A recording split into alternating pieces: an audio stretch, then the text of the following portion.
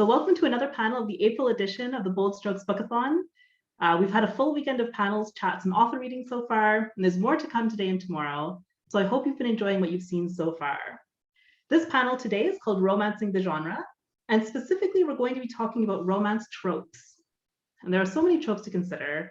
So for a few examples, we might talk about relationship tropes like friends to lovers, love triangle, maybe character tropes like Ice Queen or Secret Billionaire, maybe situational tropes, only one bed.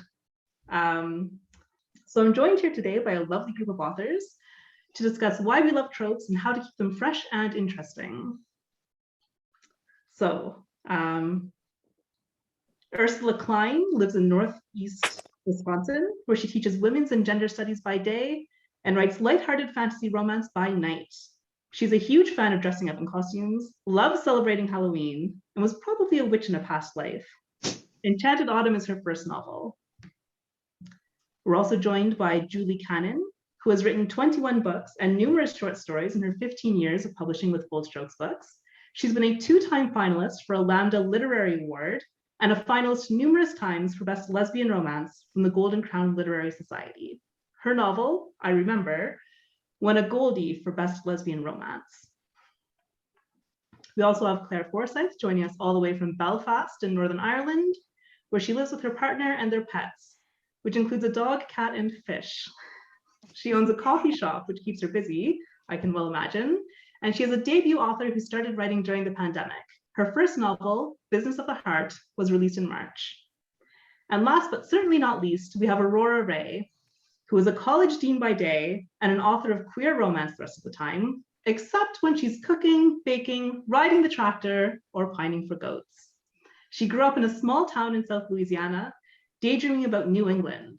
She's the author of the Cape End romance series and several standalone romance novels and novellas, including her latest, Greener Pastures. So welcome, everyone. Let's get started with some discussion. So first off, we all know that writing is very different from reading, but authors are also readers. So what I want to know is, what is your favorite trope to read? And is it different from your favorite trope to write? Aurora, how about we start with you? I feel like I don't have a go-to writing trope. I really enjoy friends to lovers stories as a reader. I think because conflict and angst just kind of makes me anxious. That's why I like romance so much. You sort of are guaranteed the payoff at the end. And so as much as I sort of like the idea of enemies to lovers, like it just stresses me out that like they can't get along, even though some of it can be fun. So I think as a reader, that's sort of my favorite. I have, although recently discovered a friend's, a fake romance, fake relationship. Sorry, I was all over the place. No, those are classics. Friends to lovers, fake relationship. Those are some great tropes. Great answers. Claire, how about you? Like, what's your favorite to read, and is it different from what you write? Yeah, so to read, I like a lot of the tropes. I love a good Ice Queen. Who doesn't like a good Ice Queen that's well written? I would like to be able to write one as good as some of the ones I've read. So maybe I'll work on that in the future. Maybe that's something for me to come up with. And I like a good enemies to lovers whenever I'm reading. So yeah, they would be my go-to reads, I think. I love a good Ice Queen also. And enemies to lovers is such a hard one to pull off, but when it is good, it is great. Yep. Those are some great choices. I agree. Julie, how about you? Like, what's your favorite trope to read, and what's your favorite trope to write? You know, I don't think I have a favorite one. I generically like all romance because of like Aurora said, the angst, the struggle, the kind of thing. So I don't look for anything in particular. Age gap ones are interesting from the older woman's point of view, I think. But I don't drift towards any specific one, and I don't write towards any specific one either. I'm just kind of a well-rounded or I guess well-rounded is the right way to go, the right way to phrase it. I like all kinds of different things. Well, you know, why do we have to just choose one, right? Like there's so many out there. So it's always Right. good to have a mix, especially in what you're writing. Like that really does keep it fresh. So Ursula, how about you? Same question. I think I really enjoy like a friends to lovers trope, and I don't know if there's like a name for this, but I just love something with like a lot of longing, where like it just takes a while for the characters to connect, but in between there's all this desire and wanting and wondering and you know, and I also enjoy it when the characters get together and then there's like an obstacle and so they go away and then they have to kind of find their way back. Yes, slow burn. I did mention this in the last reading. I guess I'm just a fan of the slow burn. I love to read it and I love to write it. That makes it very convenient if you love to both read it and write it. That's definitely, you're always going to be happy. whatever Well, I always feel like you should write the thing that you want to read. Like what's not out there that you're just dying to read. And that's what you should write. And so when I was writing Enchanted Autumn, I knew like I love stories that have fantasy element, but they also have the romance element. And I was like, well, that's what I should write, clearly. There you go. All right, so on to our next question. Are there any tropes that you haven't written yet, but you really want to? Claire, how about we start with you? Well, I haven't really written any of them yet, so I may just come up with a list and try and work through it and see what ones I can do well and what ones I can't. So I think that's the best one for me. But yes, I've plenty that I want to try. Like I said, I would love to try and write a good Ice Queen. That would be top of my list to give that a go. But yeah, I would like to try to write a little bit of everything. So you know, even if I attempted some and went, no, that doesn't work or that doesn't work, I think I'll find the ones that work for me and my characters. Absolutely. And the world's your oyster, like when you're starting out, like you and Ursula, you're both debut authors, and there's so much more to come, which is so exciting, like for both of you. So I think that's really great. So Ursula, like as the other debut author on the panel, like what about you? Like what are you hoping to write in the future? Well, someday I would love to write a historical romance. And I don't know what trope, it would probably be like a friends to lovers trope, but yeah, I study 18th century British literature, so I'm really excited to read your books. And I love that time period and I'm watching Bridgerton and, you know, all the feels. But the next novel that I want to write is going to be kind of like the old flame trope. But I guess it's not really old flame, it's like carrying the torch, like one person who was really interested in the other person, and then they were apart and then they meet up again. And the person who had this like feelings is hoping that it can actually turn into a relationship. So what is that trope? I don't know. I'm not entirely sure what we would call it, but it's definitely pining. There's a lot of pining in there. Ooh, second Pining. chance. Yes. In there. Yeah, so I'm excited to try a second chance story in my next book. All right, Aurora, how about you? Like, what are you hoping to write in the future? If you haven't written any tropes yet that you want to write, because I know you have a long backlist. Are there any that you haven't done that you might want to do? Secret baby. The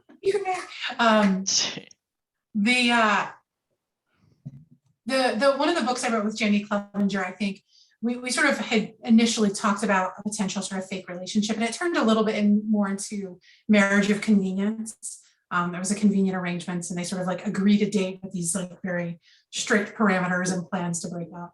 But I would love to do fake relationship. And I enjoy the sort of just one bed kind of trapped together. It's kind of like so cheesy, but like, I think I enjoy the sort of lighthearted, really playful, bit of humorous, like really like kind of exposing characters' awkwardness, and I think that trope is really conducive to that, so it's on my list.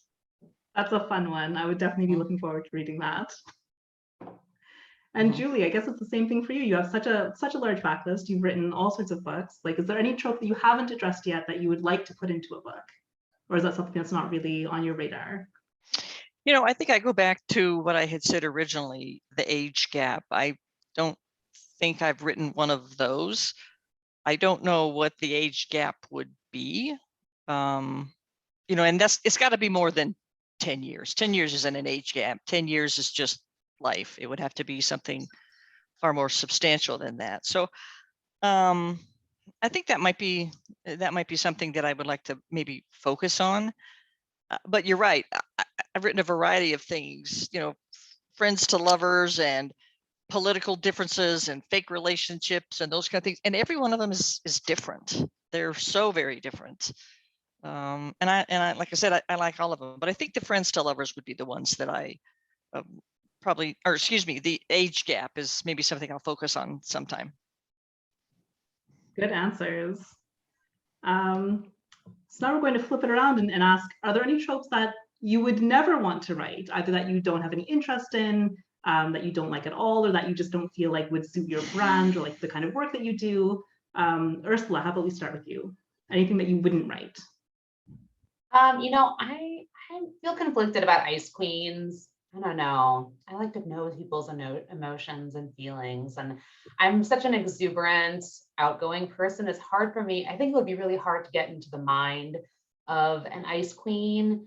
And I just can't imagine pursuing someone like that, like actually pursuing, just because, I don't know, icy, chilly.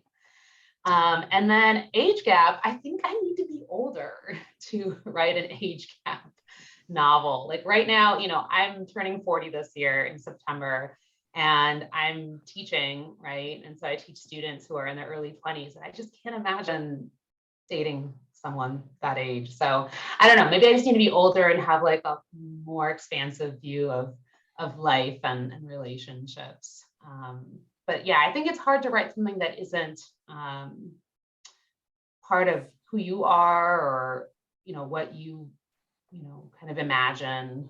So, but, you know, maybe in the future, who knows? I hope to write many novels. That's definitely a good approach. Like anything can happen in the future, for sure. Who knows? Aurora, is there anything that, any kind of trope that you would never want to write, that you have no desire to write, no interest in, no nothing? Yeah, I'm a little bit with Ursula in that I don't like ice queens don't appeal to me. The sort of like that the fact that they come across as mean, just sort of like me a little. I did a little bit of an ice queen in a novella, and it was fun, but I don't think it was true ice queeny. I think the other big one that I just really can't embrace is the love triangle. I personally identify as poly, and like the idea that relationships have to be sort of pitted against one another, and there has to be sort of a winner or a one true kind of stars align, nothing else will ever kind of satisfy or be fulfilling, just feels a little contrived to me. That's definitely, I can definitely see where you're coming from with that. I think that makes a lot of sense. Julie, how about you? Like what is a trope that you would never want to write, that you have no interest in kind of addressing, or is it all on the table for you? Like everything is an option? Yeah, I think it's all on the table. I'm more of a, what genre would I never write? More than a trope. Like you could put a gun to my head and I would not write science fiction or fantasy or historical romance. Ursula, sorry, I'll leave that completely up to you. And there's a couple of others that just, there's no way I could write those. Way too much research that has to be done. You know, it's just, that is not my thing at all. So, but I think you're right. I think all the tropes are on the table. Which makes sense. You know, you can definitely pick and choose. There's a lot of options. Yep. And Claire, how about you? Like, is there anything that you don't want to write? You have no interest in writing? Like, what trope is not going to do it for you? I think, like Julie just said, I think they would all be on the table for me. I would try to write anything once. I think I don't know how I would struggle with it until I start writing it. I think, and I admire people that can do the fake romance one, because I think I would get very mixed up with the real parts and the fake parts, and then I would get lost and make it too real whenever it's supposed to be fake. So people that can do that really well. I really admire them. So I'd say that would be one I would find difficult to do, but I would still give anything a go. I would give it a try, and if I thought it wasn't working out, just scrap that and try something different. Mhm. Definitely a good approach. And I think, you know, one thing is you don't, as an author, you don't necessarily want to only write in one trope, because then that's all you're known for. So, you know, if every time you pick up an author, it's an age gap, well, okay, is there something else? You know, you can write several in each of the trope, certainly, obviously. But if all you're known for is Ice Queen, then you're kind of limiting yourself, I think, a little bit. That's an excellent point. And that segues a little bit into our next question, which is actually about reusing tropes. Like if, if you've written the same trope in a previous book, how do you approach it differently each time? And if you haven't reused a trope, like if it's your first book, would you consider reusing tropes, or how would you do them differently, like in subsequent works? Aurora, how about we start with you? Have you reused tropes before? Yeah, I mean, I think it's sort of like reusing a setting or something like that, that like the characters are so unique each time. They're like as sort of unique and individual as kind of all the people, you know. And so even if it's kind of a same premise or a same setup, there's so much kind of wiggle room within that. And I think one of the reasons that people gravitate towards tropes is that there's something familiar and comforting and satisfying about it, and seeing how it can be played out differently is like the fun of it, both in terms of writing and reading. Mm-hmm. It is fun, you're right. Like there's so many ways you can go with a trope. Like it's really in so many ways it's a starting point for so much more. So that's a really good answer. Ursula, like I know this was your first book, but would you consider like reusing any of the tropes from it, or would you be open to using tropes in different kind of novels? Like, what are your thoughts on that? Yeah, I mean, I think the trope that is in Enchanted Autumn is probably like friends to lovers. And that's such a, I don't know, classic. And I think that's how a lot of people's relationships start.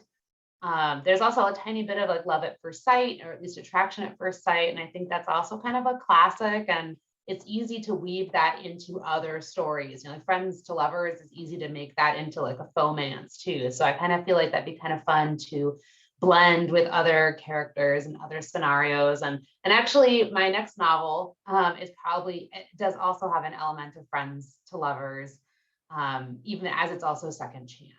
Right. So I think, the characters, the setting, the situation, the history that the characters have, all of that can make the trope completely different. And I think some readers might not even say like, oh, that's the same trope. Because it's the story itself is so different.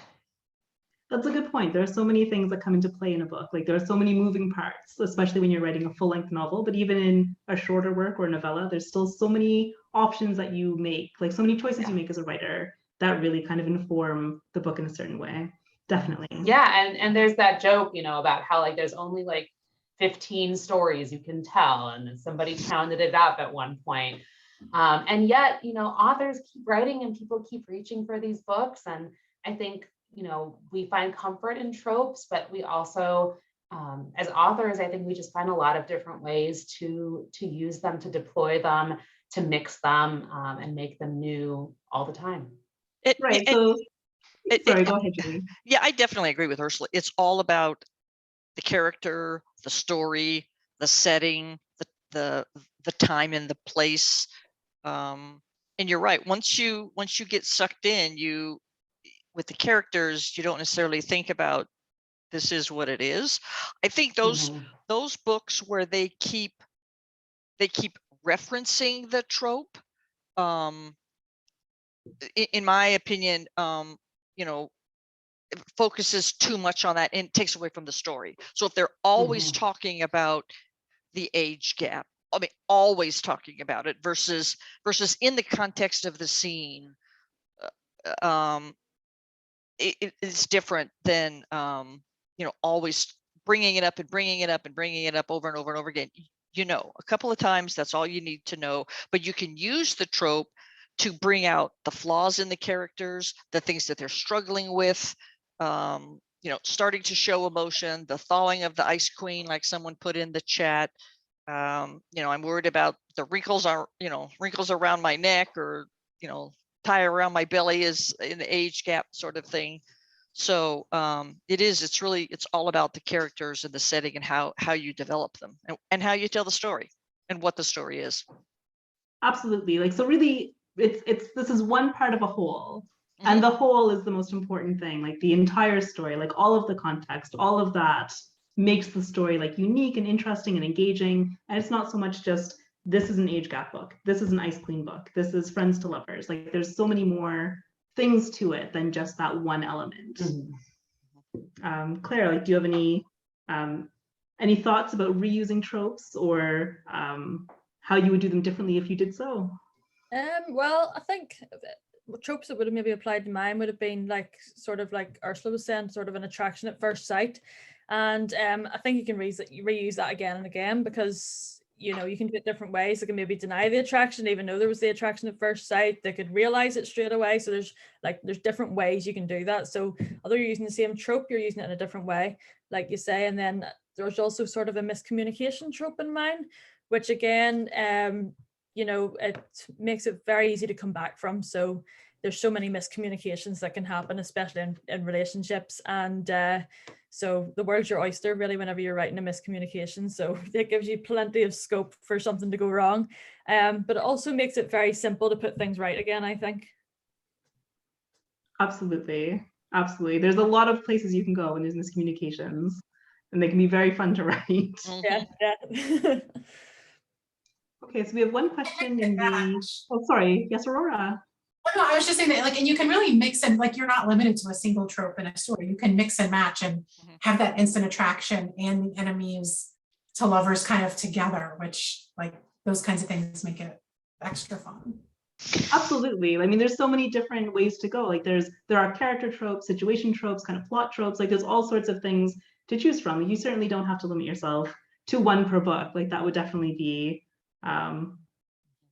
yeah, kind of a funny way to look at it. Like, if it was just one thing that you wanted to focus on, like, instead it's more common to have a bunch of different things that you might like pick and choose and mix and match.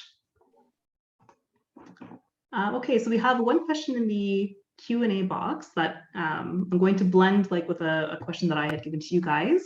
And the question is, when you start a book, do you plan to write a certain trope, or does it evolve? And that's kind of combined with my question about like planning and plotting a new book. Like, at what point do you make the decision about tropes? Like, do you plan to use certain ones from the beginning? As the questioner asked, like, does it evolve? Or do you start with other aspects entirely, like character, plot, setting, and then the tropes kind of come up as they do? Aurora, how about you? What are your thoughts on this? Like, where do the tropes come into your planning? I think it often comes in pretty early in the process when you're thinking about, you know, I often will start with like a character with a profession or a setting and like a character that would be in that setting. I've had a couple where conflict comes first, and that's been sort of a lovely starting point. It's rare for me though. But I think tropes kind of come into the sort of immediate as you think about the romantic arc and how they're going to come together, what the tension is going to be and how that would be resolved. And I think it's really just, it's kind of that, it's like a shorthand that you can just keep going back to. Like, as a writer, it can sort of like just kind of always be kind of that magnet that, like, when you're stuck, that you sort of go to. Or for a reader, I think that's one of the big things for readers, is that it's a like one phrase that gives you like a whole sense of what the book's going to be. Definitely, it's almost like a shorthand that the reader knows what to expect, like, from certain types of books and certain types of words that we use to describe them. And so it really it can hook a reader like quite quickly if you just use one or two tropes, because there's so many readers that will gravitate toward their specific favorite ones and not so much necessarily the plot. Like, some of them will just go for like those key words that they're looking for. Yeah, and I think it can do the same for a writer. Like, when you kind of get lost in the weeds, like, if you can sort of always call back to sort of that initial vision of sort of the trope that you were aiming for, it can kind of help pull you back a little bit on course. a good focal point. Yeah, like it really kind of hones you back in.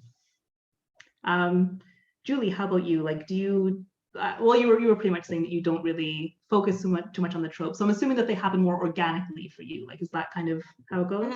Yeah, they do. I start with what's the story I want to tell, and who are the characters, and then what's their story that I want to tell, and it can morph into just about anything from there. I don't plot my stories out. I write by the seat of my pants, also known as a pantser. So my story goes wherever it is that my characters take it. So again, it's really just what's, what is speaking to me, what are my characters speaking to me, and what are they saying, and where do I go with it? Absolutely. So there's room to grow, there's room to evolve, like there's room to change things as you write. Like it's kind of an evolution more than Right. anything. And it's interesting. I have heard the word trope more times in the last 2 or 3 years than I think I have in the last 40. It's just, I don't know if I'm just becoming aware of it as my writing has matured and things like that, or if it has become more of a focus. But there's more and more emphasis in talking about tropes and than I think ever before. I agree with you. Like I've noticed the same thing. Like I feel like the past few years has been kind of an explosion on the topic. And there's even talk of micro tropes, which I had never considered before. But like they're really kind of tiny little tropes, like the love interest secretly has a pair of glasses that they put on for reading, and that's like a little micro trope. It's like, wow, like people are really honing in on the specific things that they love. And there seems to be a demand for writers to include those in their works, which is really interesting. So Ursula, like where do you kind of fall on this? Like, do you make a decision about tropes like at the beginning of the planning stage? Is it more natural and organic? Like, would you ever include a micro trope, for example? Well, first I have to look up a micro trope because I'm not 100% sure. I know what that is. But I guess maybe I'm just so new to being a published author, but I don't think in terms of tropes. I think in terms of conflict. And so, when I was actually, I got to go to the Nottingham Book Festival in 2019, I think it was. And one of the authors there was talking about using the snowflake method to like map out your characters and your plot. And the snowflake method really forces you to think about the conflicts, right? What are the motivations of each character? What are they motivated by? What is their goal? I'd never thought about characters having goals, but that really helped me flesh out my characters. So while I appreciate like a little bit of pantsing when I'm actually writing, like stuff will happen, like little micro situations that maybe you didn't plan. But I do like to kind of plan out like the overall arc, just so that my plot doesn't get lost, because I think I'm not great at plotting. And I want to make sure my characters are distinct and they have distinct personalities and issues that will bring in the conflict. So I think, when you're writing a plot, it's hard not to include tropes because that's how we think, that's how we write. But I don't go in thinking like, oh, this is, this or that. Except maybe like the second chance, like maybe there's one, I don't know. So for like my next novel, I want to do the second chance, and there's probably other tropes that might just kind of show up that I don't identify until later, if that makes sense. It definitely makes sense. Like what you're really informed by the conflict, like the conflict and the plot is a lot of what you're focusing on. And so any kind of tropes that you might be starting with would probably be situational tropes and not necessarily kind of character or the kind of tropes. So like you would know right away if it was going to drive your conflict. Well, I hadn't thought about like characters being tropes, but like I just was looking this up, and apparently like wedding planner is a trope, right? So then it's like, I guess certain kinds of characters that show up a lot in romances and romantic comedies can be a trope all on their own. And I hadn't thought about that. But so maybe in that sense, maybe I will have some tropes in the future. Okay, and how about you, Claire? Like, is it something you think about when you're plotting a new book, or does it happen more organically in the process, or do your tropes ever change like along the way? What are your thoughts on it? I think I can really relate to the way Julie described it there. I think that's the way my brain works too, is that I would have my characters and then, you know, it's up to them. So make up the characters, come up with how they meet. And then I'll just, well, how did that go? Well, we'll see. Like they're going to decide how that goes rather than me, really. So I maybe just get into writing it, and then they liked each other at the start. So it could be friends to lovers, or maybe they hated each other at the start. It's going to be an enemies to lovers. But yeah, I think just making it up as I go along, and let the characters decide what tropes that they want to do. I think sometimes they just kind of slip in, like, you know, earlier I said I would never do an ice queen, but then I started thinking about it and I was like, actually, I think that Elizabeth character in my novel is kind of an ice queen. I just hadn't thought about her in those terms. Yeah. Definitely that can happen. Things can surprise you as well, like when you're writing, and maybe you hadn't considered it before, and then it just kind of ends up flowing out on the page for sure. I think there's just lovely kind of coincidences that sometimes happen. Like your brain will just forget that you wrote something in an earlier chapter, and then like you'll make the connection in the later chapter, and then you're rereading and you're like, oh, I set that up perfectly. Go me. It's a miracle when that kind of thing happens. Yeah, because Yeah, usually what happens is just the opposite. You write it, and then as you're rereading it, you're thinking, did I already just say that somewhere? And it was a little slightly different. Then you got to go back and find and fix one of them. Oh, or wait, like how tall did I make this person? That's right. Yep. A lot of fact checking that has to go on, that's for sure, at the end before you turn it in. So there's a question here in the Q&A, and that is, as all authors here are romance writers, why did you want to write romance? And have you ever written in any other genre? And how was it writing in that kind of genre? So have you considered writing other genres, or have you already written in other genres? Julie, like, let's start with you. Like, are you strictly romance, or have you written anything else? I'm strictly romance. A couple of them have had like some action adventure in there, but the primary theme of it is the romance. It's what I've always enjoyed reading. It's what I write very naturally. If I try to write something else, it's work, and it's hard work, and I've tried, and it just doesn't come out well. It's just naturally where I fall and what seems to come naturally to me. So I work with that. And again, I think I said earlier, I would not write science fiction, werewolf, those, any speculative fiction. I like reading them, but I think, how do these people keep all this straight? How do they know what happens here and there, and this makes that? And because it's a specific genre, and I think you devour it and know a lot about it to be able to write it. And I have a piqued interest in reading it, but nothing about writing it. Definitely understandable. Ursula, like, I'm going to jump to you, because Julie specifically mentioned kind of that kind of more paranormal, and you're right, basically like urban, contemporary, a little bit paranormal. So would you consider writing outside of your genre, or are you feeling very secure, like in this genre, this is where you want to go for now? Like, what are your thoughts on that? I mean, I just started thinking about it, and I was like, every single book in the last 5 years that I have just like has been like my #1 book that I read that year was that. Like, it was like some fantasy and some romance mixed together. It's this perfect alchemy that I just really, really enjoy. And it's funny because when I was a teenager and I voraciously devoured books, like if it didn't have a love story, I didn't want to read it. I was like, where's the tension here in these relationships? As an adult, I do enjoy books where there's already an established couple, or that love isn't really part of the story at all. But I know that readers love it. I think a lot of people love the romantic element, and since I enjoy it, I'm kind of like, well, you know, if I can combine, you know, what I love, which is kind of like the fantasy elements, with the romance, then that sounds like the perfect magical combination.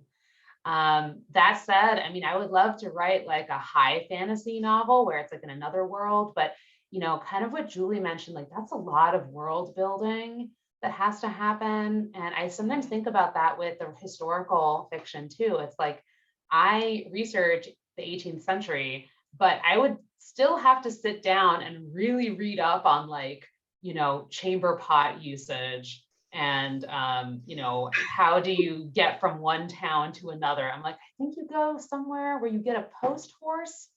Like I remember reading that in a novel, but I wouldn't actually know like, where do you buy the ticket? Who gets you there? Do you take your maid with you or does she sit on top? And, like the kind of details that you need in a book are different than if you're, writing like a research article about like one novel or something.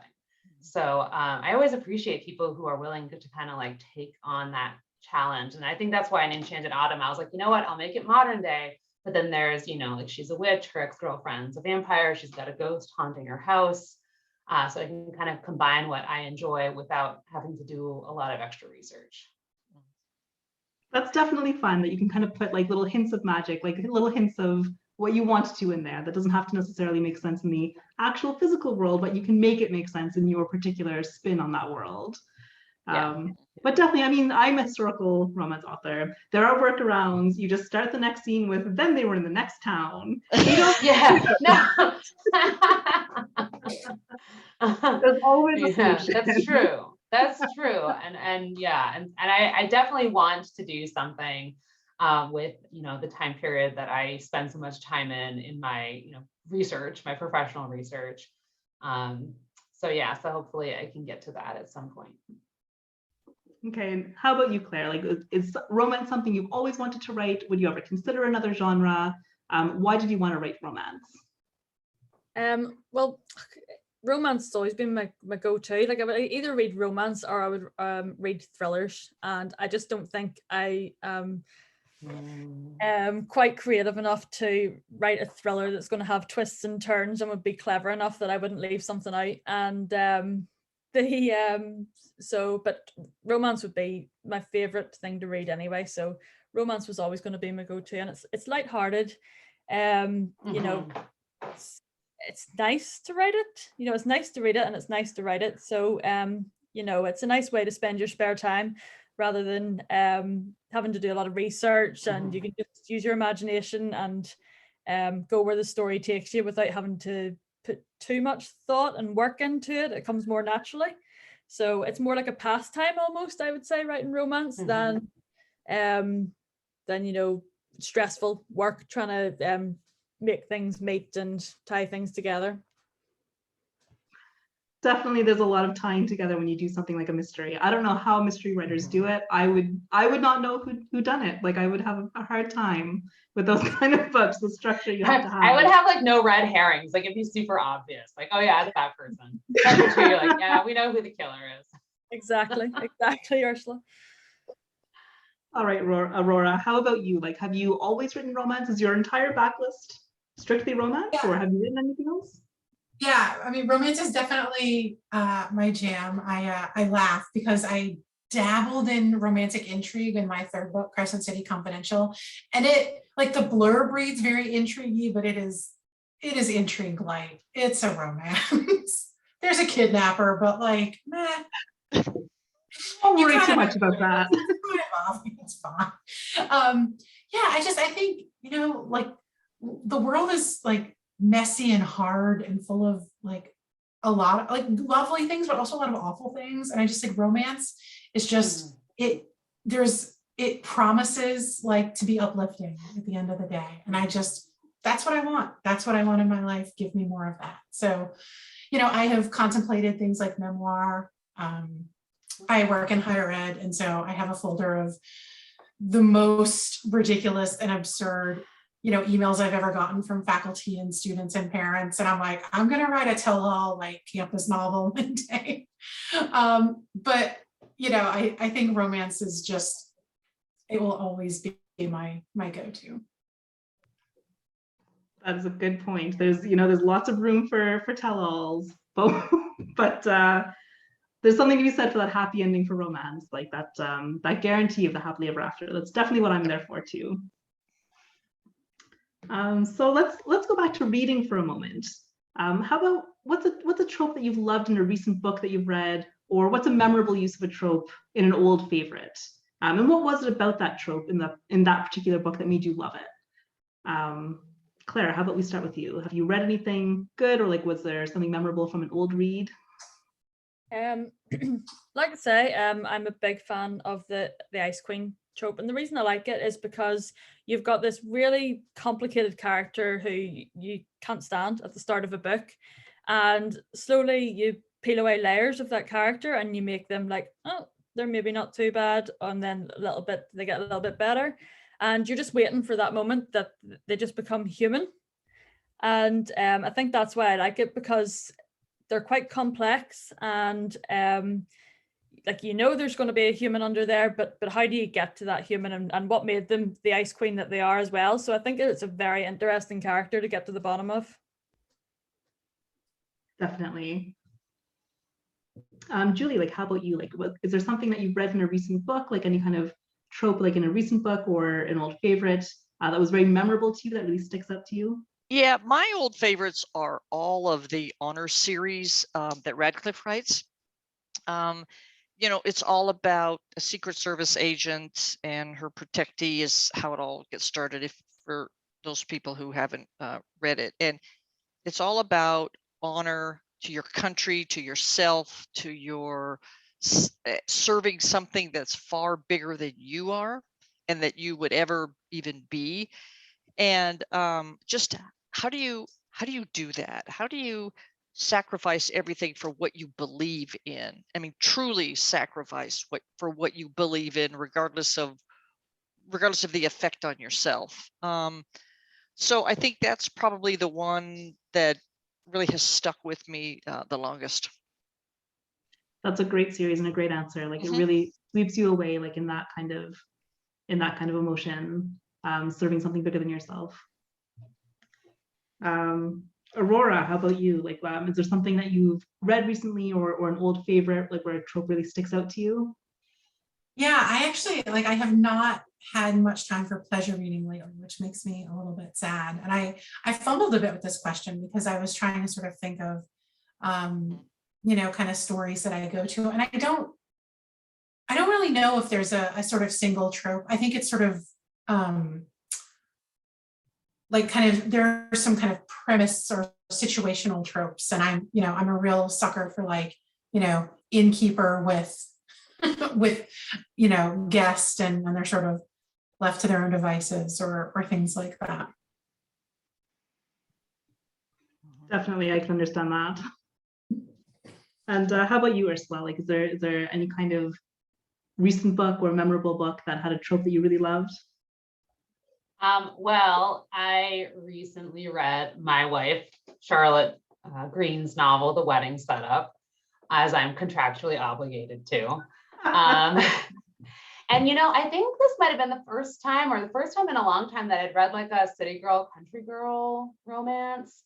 And that was fun. I enjoyed that. And it was interesting too, because it's told from the perspective of the Ice Queen character.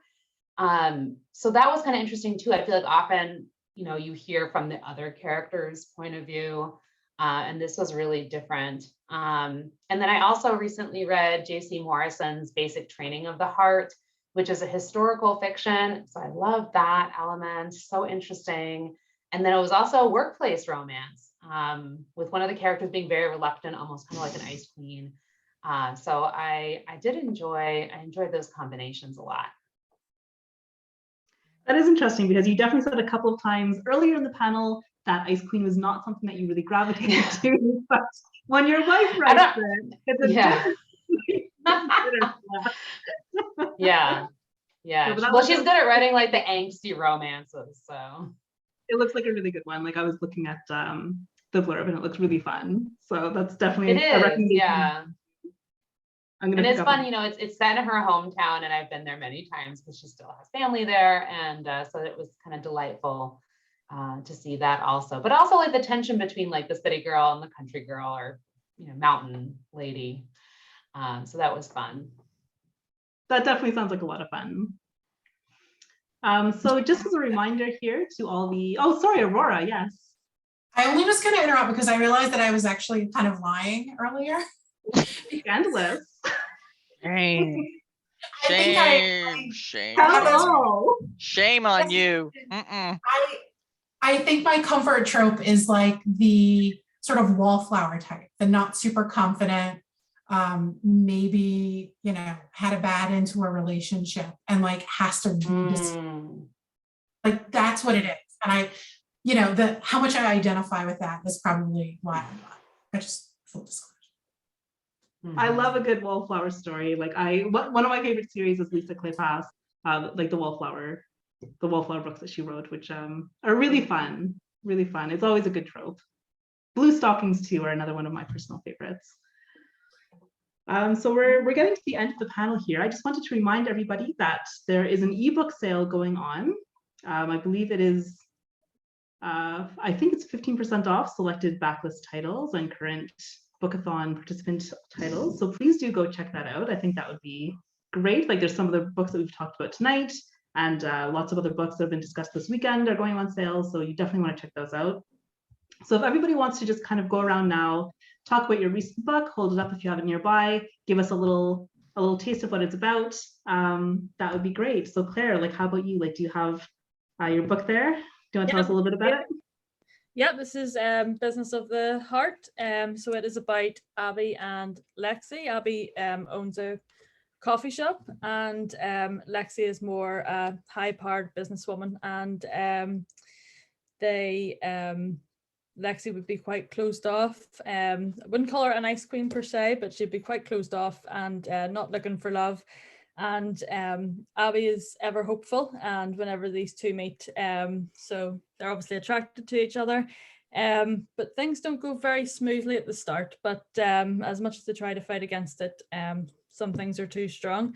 So yeah, give the Business of the Heart a go and see how they get on. That sounds great. Julie, how about you? Like, what's your recent book? My recent book is called My Secret Valentine. Oh, it'll get there. And it's it's 3 novellas, and I wrote it with Erin Dutton and Anne Shade, and we were on a panel a little earlier today that talking about the book and about Valentine. So you can always get that in the replays. And it's 3 distinct stories about just that, a secret Valentine that's revealed on Valentine's Day. And that was a lot of fun to write. Sounds like a lot of fun to read, that's for sure. Mm-hmm. I just want to make one little correction. It's actually 20% off all ebooks, so it's even better than what I promised you. So please go check that out from all the authors participating in the Bookathon. You won't be disappointed, I can guarantee that. So Aurora, like, how about you? Like, what's your recent book? My April release is Greener Pastures. It is a city girl, country girl story. High-powered New York CPA comes to take care of her aunt's hobby farm when she has a stroke, and finds herself hooked up with the cider maker next door. It is also the running joke, because there aren't a lot of secret baby romances. That's a very common trope in straight romances, secret babies. It's a little bit harder to pull off in lesbian stories. There's no secret baby in this book, but there is secret baby goats. Even better. Even better. It's baby goats. They're a surprise. It's, you know, who doesn't love a baby? That definitely sounds interesting. I am intrigued by the idea of secret baby goats. I am definitely going to pick up this book. And Ursula, how about you? Like, what's your recent release, and can you tell us a little bit about it? So this is Enchanted Autumn. It takes place right before Halloween in Salem, a very witchy town in Massachusetts. It's modern day, and Hazel is a modern day witch. She has to keep her identity secret, but she does run a shop with all sorts of, you know, kind of Salem memorabilia in town. And then Dr. Elizabeth Cowrie is a British researcher who comes to research the Salem witch trials from a historical perspective, and she's a magic skeptic. So of course there's some conflict with that, but they do start to kind of grow an interest in one another. It's also a story about friendship. Hazel's best friend Roxy is a big part of the story, and part of the conflict and part of the conflict resolution. And the book is meant to be funny and have lots of ha-has. So if you're looking for something that'll make you laugh out loud, hopefully this is it. It sounds great. definitely giving me Bewitched vibes. That's very, very cool. So And thank there you is a all so Bewitched much reference. for, yes. Thank you all so much for joining us, and thank you to our panelists. This has been really interesting, really fun, and I hope that, so thank you again, and take care. Take care. Everyone. Bye, thank you.